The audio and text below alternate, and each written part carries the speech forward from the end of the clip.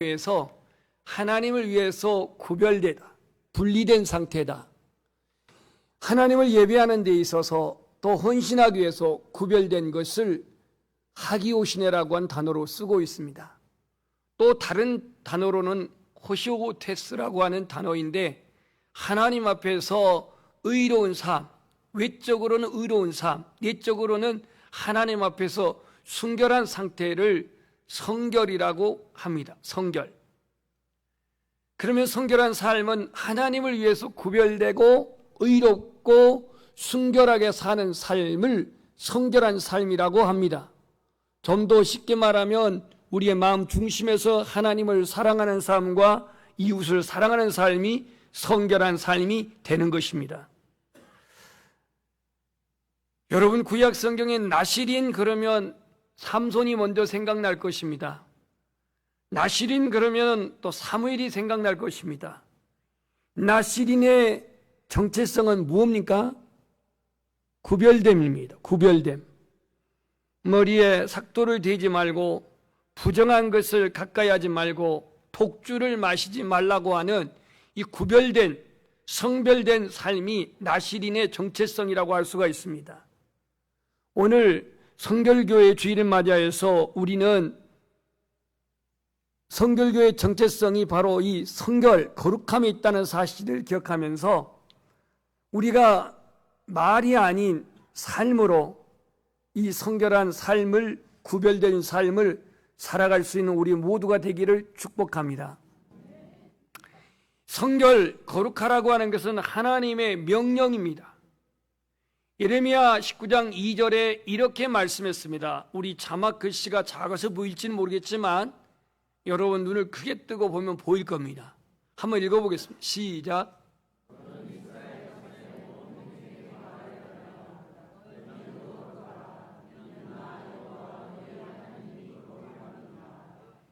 이 레위기서의 주제이기도 합니다. 너희는 거룩하라. 너희는 거룩하라. 이는 여호와 너희 하나님이 거룩함이니라, 이렇게 말했습니다. 그래서 하나님 앞에 나아갈 때 예배자들이 얼마나 구별되어 했던지, 제사장은 속죄일날 잘못 들어갔다가는 지성소에서 살아남지 못할 만큼 지성소는 거룩한 장소이기도 했습니다. 뿐만 아니라 예배자들도 제물을 가져올 때에 흠이 없고 점이 없는 구별된 그 예물을 가지고 주님께 와서 제사를 드리고 번제를 드렸던 것을 알 수 있습니다. 오늘 살아가고 있는 우리의 삶의 기준, 우리의 성도의 목표는 무엇일까? 바로 거룩함입니다. 거룩함. 아브라함에게 하나님은 창세기 17장 1절에 이런 말씀을 했습니다. 너는 내 앞에서 행하여 완전하라, 완전하라 그랬고요. 예수님은 마태복음 5장 48절에 아버지의 온전하신 같이 너희도 온전하라 그랬습니다. 우리 한번 따라서 합시다. 완전하라, 온전하라. 너무나도 우리에게 부담스러운 말씀 같습니다. 우리의 의지적인 결정이, 우리 의지적인 결단이 완전할 수 있다면 얼마나 좋겠습니까? 온전해졌으면 얼마나 좋겠습니까? 그런데 우리는 우리 스스로가 완전해질 수가 없고 온전해질 수가 없다 보니까 기피하고 멀리하고 외면하는 경향이 있습니다. 오늘 우리는 주님께서 요구하신 것처럼 너희도 온전하라고 하는 이 온전함 속에서 우리에게 주님이 기대하시는 삶이 무엇일까? 어떻게 우리는 하나님 앞에서 성결한 삶을 살아갈 수 있을까? 첫 번째는 보혈의 능력을 믿으십시오. 보혈의 능력이 왜 우리에게 성결한 삶의 이유가 되냐면요, 골로새서 1장 22절에 이렇게 말씀했습니다.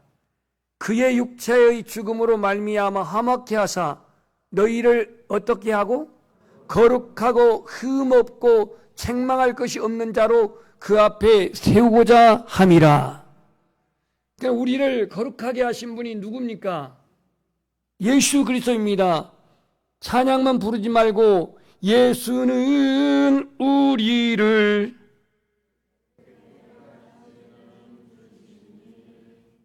굉장히 확신이 지금 없어요.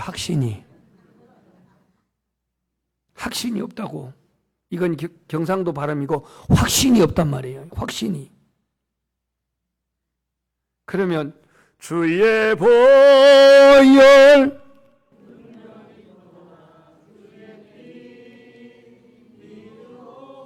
그만. 이쪽엔 조금 확신이 있는데 이쪽엔 좀 확신이 덜한 것 같아요. 여러분, 예수님의 피가 우리를 깨끗게 하심을 믿습니까? 주의 보혈의 능력이 있음을 믿습니까? 우리가 성결케 되기 위해서는, 성결한 삶을 살기 위해서는 예수님의 보혈의 능력을 믿어야 합니다. 왜냐하면 주의 보혈이 우리를 깨끗게 하고, 주의 보혈이 우리를 의롭게 하고, 주의 보혈의 공로로 우리는 구원을 받은 것이고, 주의 보혈의 능력이 우리를 정결케 하기 때문입니다. 그래서 우리는 주의 보혈의 공로를 믿어야 되고, 두 번째, 성령의 세례를 받아야 합니다. 성령의 세례는 성령의 충만함인데, 좀 이따가 사중복음을 잠깐 소개하면서 저 부분은 다시 소개하겠습니다만, 성령의 세례를 받아야 합니다. 이것은 제가 지어낸 말이 아니고 성경에 나와 있습니다. 고넬료의 그 집에도, 이방인의 고넬료의 집에도 사도행전 10장에 보면은 그 집에도 성령이 임해서 성령의 세례를 받았다라고 말하고 있습니다. 예배소에도 바울이 가서 안수할 때에 성령이 임했는데 성령의 세례를 12명쯤 받았다라고 말하고 있습니다. 이방인 지역이지만 성령의 세례는 체험의 부분이니까 나는 성령의 세례를 받았나? 나는 성령의 세례를 정말 받은 기억이 있는가? 이렇게 여러분들이 자문할 수가 있을 겁니다. 성령의 세례는 다른 표현으로 한다면 성령의 충만입니다. 그리스도로 말미암아서 우리는 성령 세례를 받으니 성결입니다. 성결은 단어로서의 성결이 아니라, 문자로서 성결이 아니라 성령 세례를 받음이 성결에 이르는 것이고, 거듭난 성도가 순간적으로 받은 성령 체험이 바로 성결의 시작입니다. 세 번째로는 성결의 은혜인데요, 이 성결의 은혜는 옛사람의 속성에서 벗어나서 영의 사람으로 살아가는 은혜가 성결의 은혜입니다. 우리 안에는 여전히 옛사람의 구습이 남아있고 원죄의 속성이 남아있어요. 옛사람의 습성은 뭡니까? 예수님 믿기 전에 습관, 예수님 믿기 전에 세상적인 관습, 예수님 믿기 전에 세상의 그 헛된 야망들, 이와 같은 습성대로 살아가고자 하는 원죄의 속성이 우리 안에 있단 말이에요. 그래서 우리에게 성결의 은혜가 필요합니다. 성결의 은혜. 이 성결의 은혜는 선택의 복음이 아니라 필수의 복음입니다. 필수의 복음. 이제 오늘 본문으로 들어와서 이 본문 출애굽기 28장 36절을 보면은 너는 그랬는데요, 오늘 너는 누구냐면 바로 모세입니다. 하나님이 모세에게 순금으로 패를 만들어서 도장을 새기는 법으로 그 판에다가 이렇게 새기라고 그랬습니다. 우리 한번 따라서 하겠습니다. 여호와께 성결. Holy to the Lord라고 영어로는 그렇게 표현했는데요, 여호와께 성결이라고 하는 패를 쓰도록 했습니다. 저게 제사장의 복장입니다.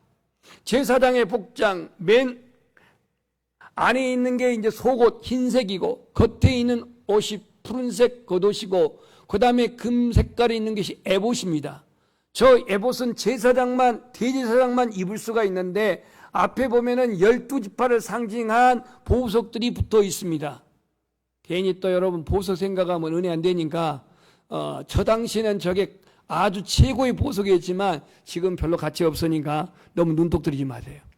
거기에 이제 모자를 썼는데요, 그 모자를 관이라고 합니다. 그 관의 정면에 여기에 쓰여 있는 말이 무슨 말이라고요? 여호와께 성결입니다.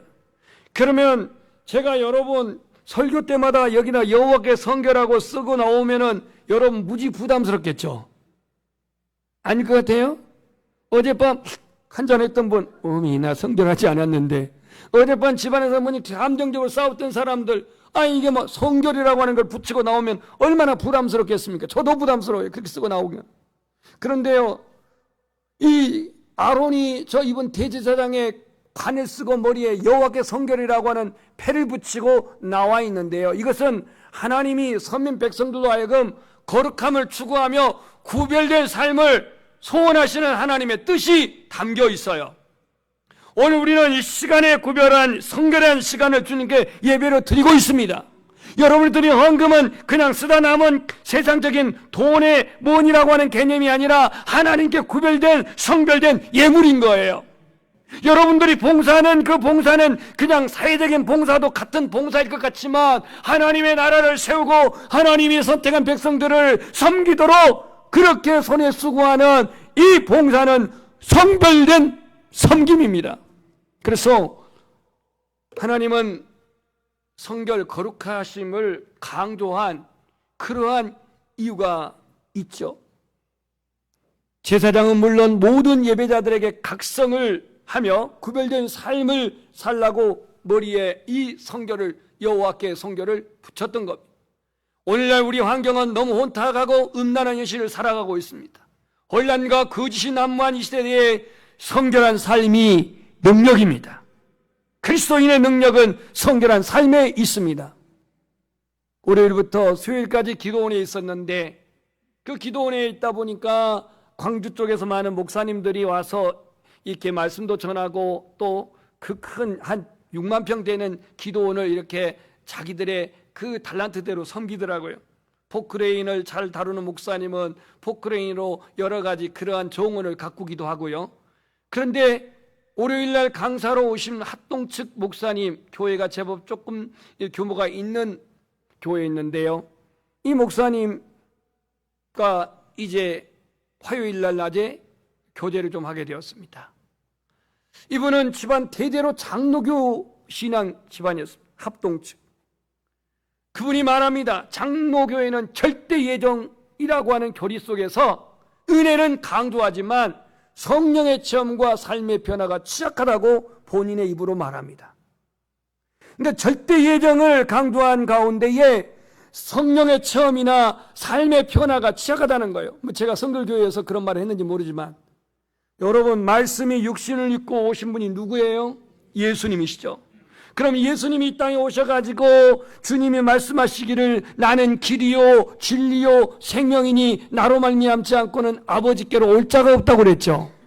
그 설교를 그분이 했어요. 지금 말씀을 듣지만 말씀대로 내가 온전히 살지 않기 때문에 변화가 안 일어나고, 말씀은 듣기는 듣지만 그 말씀대로 내가 실천하지 않기 때문에 나는 세상에서 이겨낼 수 있는 유혹을 이겨낼 수 있는 죄를 이겨낼 수 있는 힘이 너무나도 약해요.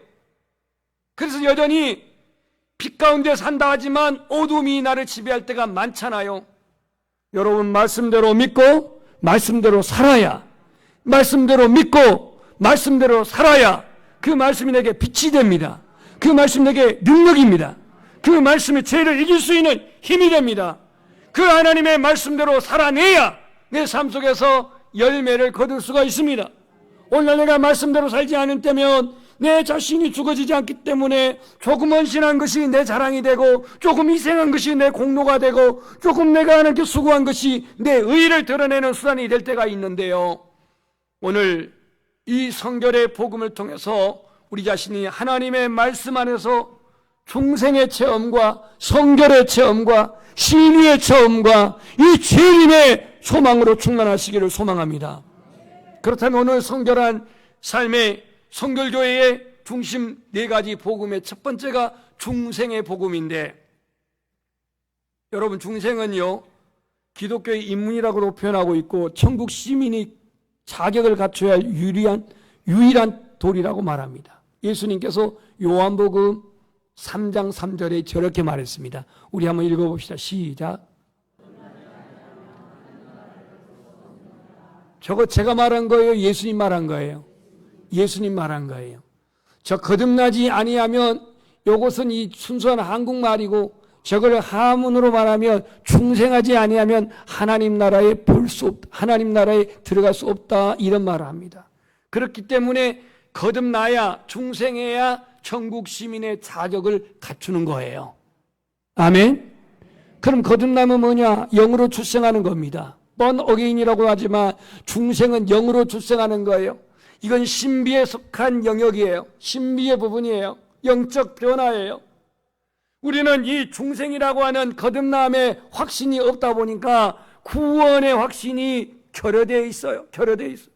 니고데모가 아무리 성경을 박식하게 알고 유대인의 간원이고 사람들의 존경을 받고 사회적인 그러한 신분이 뚜렷했어도 그는 주님이 보실 때 거듭나지 않았기 때문에 너무 범민이 심했던 것으로 추측이 돼요. 그래서 주님 앞에 찾아와서 여러 가지를 묻게 됩니다.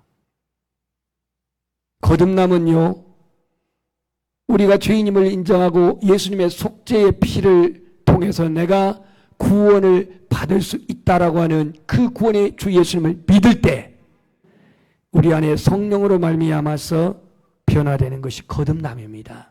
거듭남. 근본적으로 우리의 심령에 예수 그리스도 영이 오는 것이고 예수 그리스도가 주인이 되는 것이고 예수 그리스도가 나와 연합하는 것이고 이게 거듭남입니다. 거듭남 이꼬로 이것은 곧 구원입니다. 구원이에요. 그래서 출애굽 당시에 문설주에 뭘 발랐어요? 오늘 여러분들은 대답 안 하기로 작심하고 오셨나요? 어린 양의 피를, 1년 된 어린 양의 피를 발랐는데요. 이거는 따라서 하겠습니다. 하나님의 언약, 구원의 언약. 이 구원의 언약이 예수님이 오셔가지고 십자가에서 피를 흘리셨잖아요. 죽으셨잖아요. 그러면 구약의 그 출애굽할 때에 이것은 어린 양의 피가 하나의 그 구약의 언약이었다고 한다면 그 언약이 성취된 사건이 십자가에서 예수님의 피 흘리시고 죽으시고 다시 사신 것이 언약의 실제요 언약의 완성인 줄 믿습니다. 그러니까 예수 그리스도를 통해서 내가 속죄함을 받고 구속함을 받고 하나님의 자녀가 됐다고 하는 사실의 확신이 바로 중생입니다. 중생. 그래서 예수님은 물과 성령으로 나지 아니하면, 다시 말해서 진리와 성령으로 나지 아니하면 하나님 나라에 들어갈 수가 없다 그랬어요. 없다고 그랬습니다. 우리 한번 따라서 하겠습니다. 거듭날 때 하나님이 우리 아버지로 고백되어지며 우리는 하나님의 자녀가 된 줄 믿습니다. 아멘. 바울은 이것을 고린도후서 5장 17절에 누구든지 그리스도 안에 있으면 새로운 피조물이라 이렇게 말했습니다. 또 로마서 8장 15절에 보면은 하나님의 나라를 유업으로 받을 상속자가 되었다 그랬어요. 상속자. 누구의 상속자? 하나님의 상속자. 하나님 나라를 이어받을. 그래서 우리 성결교회에 속해 있는 우리 연양의 모든 가족들은 이 중생의 복음으로 말미암아 구원을 날마다 때마다 일마다 확신하며 살아가시기를 축복합니다. 두 번째 복음이 성결의 복음인데 이 성결의 복음은요 우리 그리스도인들의 신앙의 표대가 되어야 합니다. 왜 현대 성도들이 확신의 결여 속에 삽니까? 성결한 삶이 바탕이 안 되기 때문에 그렇습니다. 여호와께 성결이라고 하는 것은 우리의 신앙의 내용이 되고 신앙의 자세가 되어야 합니다. 여기에 대해서 성경은 이렇게 우리 교단에서 헌법은 말합니다. 이는 교인이 받을 성령 세례를 가리킴이니 예수님께서 말씀했습니다. 함께 읽겠습니다. 시작. 요한은 물로 세례를 베풀었으나 너희는 몇 날이 못되어 성령으로 세례를 받으리라. 아멘. 장로교단에서 성령 세례를 말하지 않는 건 아니지만 강조를 잘 안 해요. 저건 제가 말한 게 아니라 예수님이 말씀하셨어요. 요 사도행전 1장 5절에 성령 세례. 무슨 세례? 성령 세례. 이렇게 말하면 목사님 전 물 세례는 받은 것 같은데 성령 세례는 도대체 모르겠습니다. 이렇게 분명히 가신 분이 있을 거예요. 성령 세례는요 여러분들이 기도하다가 말씀을 듣다가 아니면 하나님께 금식하다가 성령이 내 안에 임하여서 내가 충만해질 때 그때 성령의 세례를 받는 거예요. 이 성령 세례를 받을 때 어떤 현상이 나타나냐면 회개가 일어납니다. 회개. 내가 정말로 십자가의 공로 아니고서는 구원을 받을 수 없다고 하는 철저한 회개가 일어나게 돼요. 그래서 거듭난 성도에게 이 성령의 은혜는, 성령의 체험은 반드시 이루어져야 합니다. 왜냐하면 성경에 이렇게 말씀하고 있기 때문에. 한번 따라서 하겠습니다. 모든 사람과 더불어 화평함과 거룩함을 따르라. 이것이 없이는 아무도 주를 보지 못하리라. 히브리서 12장 14절에 말씀했는데요, 이 성령 세례는 곧 성결에 이르는 하나의 과정이에요. 내가 성령 세례 없이 성결하고 살려고 해보십시오. 대나 맨날 우리는 옛사람의 원죄의 속성에 사로잡혀 살아가지요. 원죄에서의 성결하게 쓰씀, 성결의 은혜입니다. 원죄에서 해방된 것, 우리의 성령의 세례를 받는 겁니다.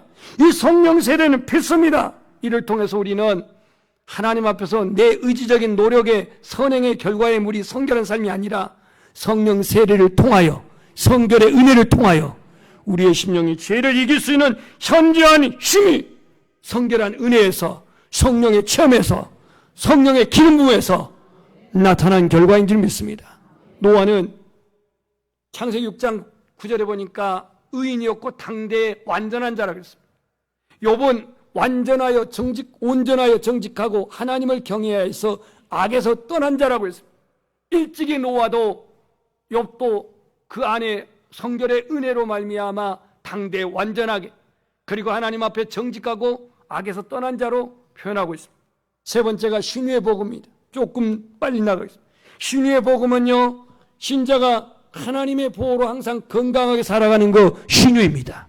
그런데 병 들어가지고 내가 힘들 때 기도함으로 나음을 얻는 것도 신유입니다.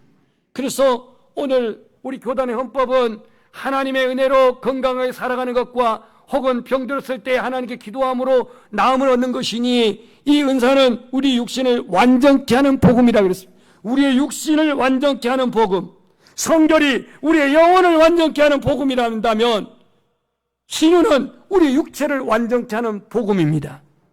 여러분, 병원 가지 마시고, 아멘이 안 되네. 그럼 우리 송지사님 문 닫을 것 같아서 그래도 아멘 하세요. 병원 가지 마시고, 약국도 가지 마시고, 이 신유의 은혜로 강건하게 사시기를 축복합니다. 하지만 여전히 병원에는 환자가 만원을 이루고 있습니다. 육체적인 질병, 마음의 질병, 정신적인 질병, 영적인 문제로 신음한 사람들이 너무너무 많습니다. 오늘 우리 아픔을 보시고 우리의 아픔을 가장 아파하시는 분이 누굽니까? 아버지 하나님이십니다. 예수 그리스도입니다. 그래서 이런 찬양도 있잖아요.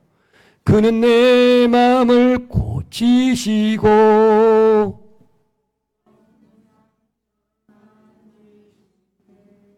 여러분, 지금 상처가 아직 다 안 고쳐진 것 같아요. 상처가. 남편으로 말미암은 상처, 아내로 말미암는 상처, 자식들로 말미암는 상처, 교우들로 말미암는 상처, 한마디 말에 서운하고 그 감정 이해를 못해서 서운하고, 이래서 아픈 상처들이 많은데, 여러분, 예수 그리스도의 만져주심으로 말미암아 그 상처에서 해방되기를 축원합니다. 너희 중에 고난당하는 자 있느냐? 저는 기도할 것이요, 그로 너희 죄를 서로 고백하여 병 낫기를 위하여 서로 기도하라. 마지막으로는 재림의 복음입니다. 구약 성경이 그리스도의 성육신이 중심이라고 한다면, 신약 성경의 중심은 예수 그리스도의 재림입니다. 예수 그리스도의 재림을 두 가지로 공중 재림과 지상 재림으로 나눌 수가 있는데, 계시록에 보면은 이 재림을 전적으로 계시하고 있습니다. 우리 한번 고백합시다. 내가 속히 오리라. 그런데 요즘 재림을 믿지 않는 것 같아요, 많이. 왜냐하면요, 너무 세상이 재밌거든요. 재밌죠? 네, 재밌다가 안 하니까 내가 설교를 못 하겠네. 너무 세상이 재밌어요. 너무나 세상이 많이 투자해놨어. 집도 커, 차도 좋아, 그냥 뭐 여행도 마음대로 다녀. 그러니 예수님이 오기는 와야겠는데 속히 오지 마시고 더디 오시옵소서. 더디 나 좀 다 살고 할 때 그때쯤 오십시오, 이렇게 생각하고 있는지 몰라요. 근데 계시록 22장 7절 12절 20절에 내가 속히 오리라 22장에서 3번 말해요. 3번. 여러분, 성도는 순례자의 길을 가는 거예요. 순례자의 길을 가는 사람은 예수님을 기다리는 거예요. 데살로니가전서 5장 2절 말씀을 읽겠습니다. 시작.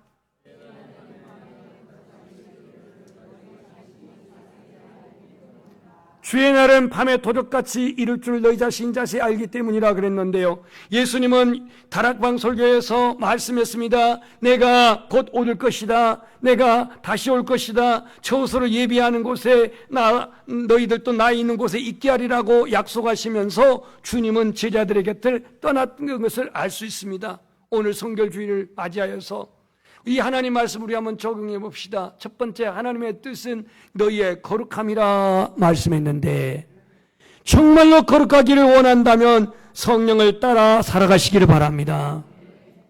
그렇다면 아멘을 했는데 성령을 따라 사는 증거가 무엇입니까?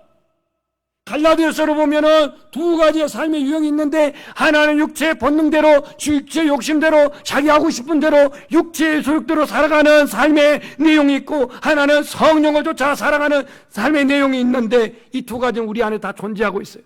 어떤 것이 더 강하느냐에 따라서 나는 그쪽으로 가게 되어 있는데, 성령을 따라 살아가시기를 소망합니다.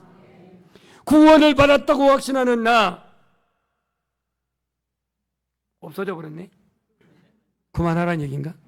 성령을 나는 체험함으로 말미암아 성결한 삶의 날마다 그렇게 살아갈 수 있기를 소망합니다.